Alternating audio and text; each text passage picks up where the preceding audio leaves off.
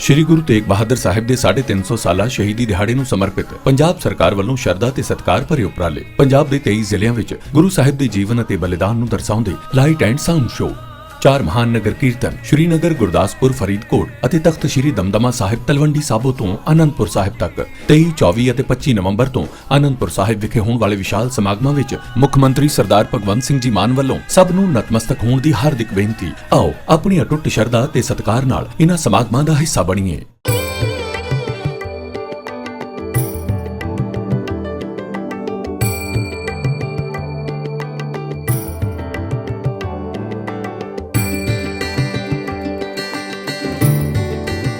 Sir, Guru Tegh Bahadur ji के 350वां जो शहीदी दिवस है उसका आप गुरुद्वारे में पहुंचे, इस तरह उनके योगदान को देखते हुए मैं गुरु तेग बहादुर जी का 350वें शहीदी पर्व पर उनको नमन करता हूं कि जिन्होंने धर्म की रक्षा के लिए, संस्कृति की रक्षा के लिए, देश की रक्षा के लिए अपने प्राणों का बलिदान देना स्वीकार किया, लेकिन झुकना और रुकना स्वीकार नहीं किया।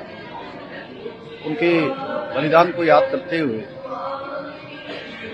आदरणीय प्रधानमंत्री नरेंद्र मोदी जी के नेतृत्व में पूरे देश के अंदर हमारे आने वाली पीढ़ियां, हमारे नौनिहाल, पूरी देश और दुनिया गुरु तेग बहादुर जी के वीरता से, पराक्रम से, उनके बलिदान से परिचित हो कि उन्होंने कितनी बड़ी चुनौतियां, कितना बड़ा संघर्ष एक छोटी सी आयु में किया। उससे सभी आने वाली पीढ़ियां उनको अपने स्मरण में रखें, उससे प्रेरणा लें। पूरे देश के अंदर ये पर्व मनाया जा रहा है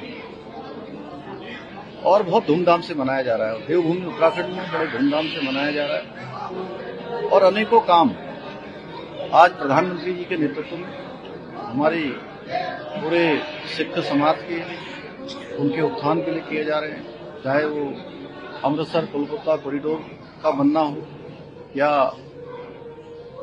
लंगर के लिए FCRA मुक्त करना हो, गुरु गोविंद सिंह जी के साहबजादों के उनके बलिदान दिवस को वीरता दिवस के रूप में मनाना हो, या गुरु ग्रंथ साहब को, पवित्र गुरु ग्रंथ साहब को अफगानिस्तान से वापस लाना हो, या 1984 के दंगों के जो दोषी थे उनको सजा देनी है, या उत्तराखंड के अंदर ही हेमकुंड साहब जाने के लिए जो यात्रा अत्यधिक कठिन और जो शारीरिक रूप से कमजोर हैं उनके लिए अत्यधिक कठिन यात्रा होती थी, उस यात्रा को सरल बनाने के लिए गोविंद घाट हेमकुंड साहब रोपवे का काम स्वीकृत करना होगा। ऐसे अनेक काम यहाँ पर किए जा रहे हैं। हम भी आदरणीय प्रधानमंत्री जी के नेतृत्व में हमारे सभी सिख समाज के उत्थान के लिए हर संभव यहाँ प्रयास कर रहे हैं। अभी अभी हमने शिक्षा में विधेयक लाकर जो अल्पसंख्यक शिक्षा के अंतर्गत होने वाले लाभ हैं उसमें सिख समाज को भी सम्मिलित किया है, जिससे कि वो भी सभी लाभों को प्राप्त कर सके और उनको भी आगे बढ़ने में सहायता मिल सके। सर, वित्तीय प्रबंधन हमारे बेहतर रहे, 200 करोड़ रुपये हमें खनन में मिले और अब special assistant to state capital में 2500 करोड़ के बजाय हमें 3500 करोड़ साल के मिलेंगे। आप इसको कैसे देखते हैं? प्रधानमंत्री आदरणीय मोदी जी के नेतृत्व वाली सरकार ने हमेशा हमारे राज्य का प्रोत्साहन किया है। आज चाहे शासकीय मद में भारत सरकार के द्वारा राज्य को दी जाने वाली धनराशि है जो 2500 करोड़ से बढ़ाकर 3500 रुपये की जा रही है, अन्य मदों में भी हमको सहायता दी जा रही है। और अभी अभी खनन में अच्छा काम करने के लिए पूरे देश के अंदर हमको सभी मानक पूरे करने पर पहला और दूसरा स्थान प्राप्त हो रहा है। निश्चित रूप से ये हमारे लिए बहुत प्रोत्साहन है और हम इस प्रोत्साहन से और तेजी से काम करेंगे। माननीय प्रधानमंत्री जी के विकसित भारत को संकल्प को पूरा करने में उत्तराखंड तेज गति से अपने कदम आगे बढ़ाएगा।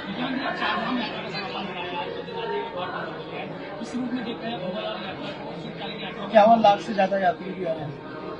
देखिए, इस वर्ष बहुत चुनौतियां रही। एक तरफ जहां ऑपरेशन सिंदूर चला, आपदा काफी लंबे समय तक रही राज्य के अंदर, यात्रा लगभग 3 महीने बाधित भी रही। उसके बावजूद भी 51 लाख का आंकड़ा यात्रा ने पूरा किया है और सभी यात्री यात्रा का एक अच्छा अनुभव लेकर गए हैं। मैं सभी यात्रा का संयोजन करने वाले हमारे तीर्थ पुरोहित हैं, हमारे पंडा समाज के लोग हैं, धार्मिक सभाओं के लोग हैं, हमारे जनप्रतिनिधिगण हैं, सामाजिक संगठन हैं, हमारे प्रशासन के लोग हैं, घोड़े खच्चर वाले हैं। मैं सभी का बहुत आभार व्यक्त करता हूं कि श्रद्धालुओं की यात्रा को उन्होंने सुगम भी बनाया और सुरक्षित भी बनाया और अब हम अपनी शीतकालीन यात्रा की तैयारी शुरू कर रहे हैं। जल्दी ही शीतकालीन यात्रा को ठीक प्रकार से संचालित करेंगे और आने वाले वर्षों में चारधाम यात्रा और सुव्यवस्थित हो, उसके लिए अभी से प्रयास करेंगे।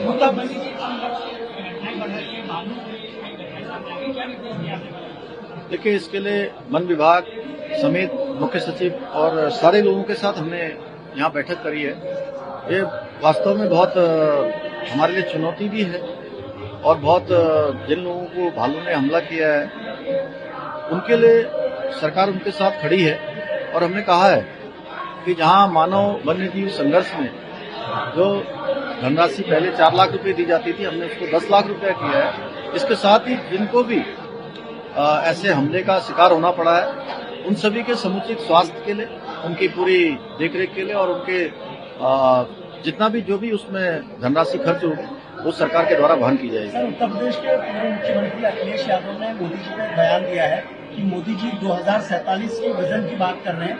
2047 तक तो मोदी जी धरती पर ही रहेंगे और बड़ा शर्मनाक बयान भी बताया जा रहा है। देखिए, जिनके संस्कार इस प्रकार के हों, आज चाहे राहुल गांधी हो, अखिलेश यादव हो या अभी अभी जहां चुनाव हुआ है तेजस्वी यादव, ये सब अपने चूंकि इनके माता पिता को इनको अच्छे संस्कार सिखाने चाहिए थे, घर के बड़े बूढ़ों को अच्छे संस्कार सिखाने जाने चाहिए थे। मैं समझता हूं कि राहुल गांधी जी को उनकी दादी से लेकर उनकी माता जी, उनकी बहन, किसी ने भी ये संस्कार नहीं सिखाए। उसी प्रकार से राहुल गांधी जी मुलायम सिंह यादव जी के पुत्र हैं, उनको भी अपने से बड़ों का कैसे सम्मान किया जाता है। हमारे यहाँ तो एक संस्कृति है, संस्कार है कि अपने से छोटों का भी बहुत सम्मान किया जाता है, उनके प्रति भी व्यक्तिगत दुराग्रह नहीं रखा जाता है। मैं समझ सकता हूं कि जिस प्रकार से आने वाले राज्यों के जितने भी चुनावों के परिणाम आ रहे हैं उससे अखिलेश यादव जी का इस प्रकार का बयान देना उनका मानसिक संतुलन किस स्तर पर पहुंच गया है ये दर्शाता है। सर, एक बनभूलपुरा को लेकर सवाल है। 2 दिसंबर को सुप्रीम कोर्ट में सुनवाई होनी है। रेलवे ने मजबूत पक्ष अपना रखा है, विस्तार करना, बहुत सारी बड़ी ट्रेनें अभी काठगोदाम की ओर नहीं आ पा रही, आलूवाली नहीं आ पा रही। आप लोग इसे कैसे देख रहे हैं, क्योंकि सरकार का भी एक विजन नहीं, हमारी तरफ से तो हमेशा माननीय न्यायालय में यही पक्ष रखा गया है कि जल्दी से जल्दी माननीय न्यायालय उस पर फैसला सुनाए, जिससे कि आम जन को वहां पर जो तमाम प्रकार की परेशानियां हैं उन परेशानियों का सामना न करना पड़े।